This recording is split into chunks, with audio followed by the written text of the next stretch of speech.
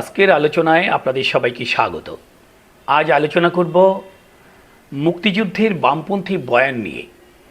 বাংলাদেশের ইতিহাসের সবচেয়ে গৌরবোজ্জ্বল ঘটনা হচ্ছে 1971 সালের মহান মুক্তিযুদ্ধ। এই মহান মুক্তিযুদ্ধ নিয়ে বামপন্থীদের অনেকগুলো মৌলিক ধরনের ন্যারেটিভ আছে। আমি তার মধ্যে কয়েকটি গুরুত্বপূর্ণ ন্যারেটিভ তুলে ধরার চেষ্টা করব। মুক্তিযুদ্ধ সম্পর্কে বামপন্থীদের প্রথম ন্যারেটিভ হচ্ছে বাংলাদেশের মুক্তিযুদ্ধ শুধুমাত্র জাতিরাষ্ট্র গঠনের জন্য কোনো যুদ্ধ ছিল না, একই সাথে এটি ছিল শোষণ, বৈষম্য এবং নিপীড়নের বিরুদ্ধে এই ভূখণ্ডের বঞ্চিত মানুষের পাকিস্তানি শোষক শাসক শ্রেণীর রাষ্ট্রের বিরুদ্ধে এক উচ্চতর পর্যায়ের সশস্ত্র শ্রেণী সংগ্রাম। মুক্তিযুদ্ধ সম্পর্কে বামপন্থীদের দ্বিতীয় ন্যারেটিভ হচ্ছে মুক্তিযুদ্ধ কোনো ট্র্যাডিশনাল সামরিক যুদ্ধ ছিল না, এটি সত্যিকার অর্থে ছিল একটি জনযুদ্ধ। মুক্তিযুদ্ধ সম্পর্কে বামপন্থীদের তৃতীয় ন্যারেটিভ হচ্ছে মুক্তিযুদ্ধে ব্যক্তি এবং জনগণের ভূমিকার দ্বান্দ্বিক বিশ্লেষণ। এর পাঁচটি দিক আছে।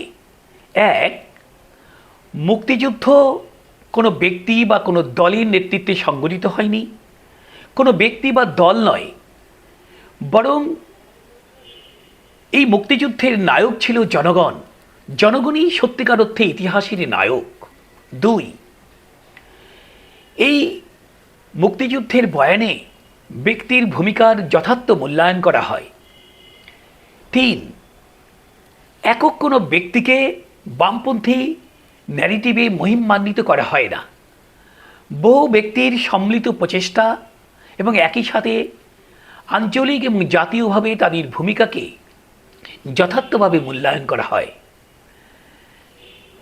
চার, বামপন্থী ন্যারেটিভে মনে করা হয় নেতৃত্ব গড়ে ওঠে ইতিহাসের প্রক্রিয়ায় জনগণের সংগ্রামের মধ্য থেকে।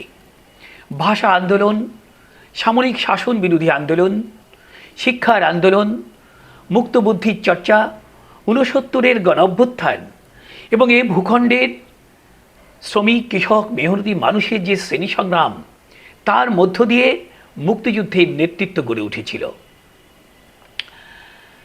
মুক্তিযুদ্ধ সম্পর্কে বামপন্থীদের চতুর্থ ন্যারেটিভ হচ্ছে জোটনিরপেক্ষ ভারত এবং সোভিয়েত ইউনিয়ন, সমাজতান্ত্রিক দুনিয়া আমাদের মুক্তিযুদ্ধে বিরাট ভূমিকা রেখেছে।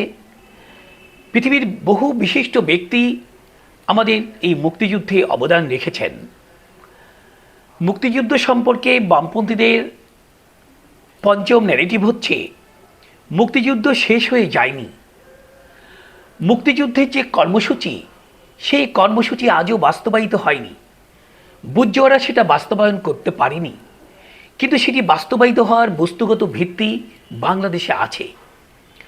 মুক্তিযুদ্ধ সম্পর্কে বামপন্থীদের ষষ্ঠ ন্যারেটিভ হচ্ছে 2024-এর ছাত্র জনতার যে গণ অভ্যুত্থান, সেটি সত্যিকার অর্থে ছিল অভূতপূর্ব।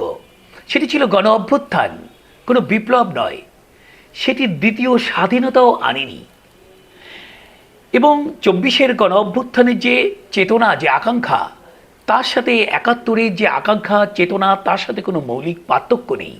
এজন্য 24-কে 71-এর বিপরীতে দাঁড় করানো এবং তার ভিত্তিতে কোনো ন্যারেটিভ অথবা ইতিহাসকে পেছন দিকে ঠেলে দেওয়ার যে কোনো চেষ্টা, সেটি সফল হবে না।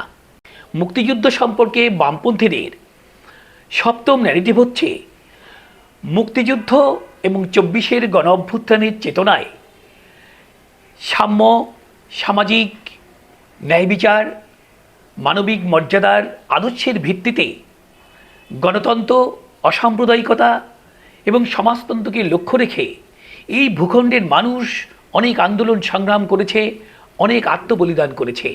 সেই সংগ্রাম শেষ হয়ে যায়নি, সেই সংগ্রাম অব্যাহত থাকবে এবং আজ হোক কাল হোক এই সংগ্রামের মধ্য দিয়ে বাংলাদেশে গণতন্ত্র, অসাম্প্রদায়িকতা, সমাজতন্ত্রের ভিত্তিতে একটা উচ্চতর মানবিক সমাজ প্রতিষ্ঠিত হবে।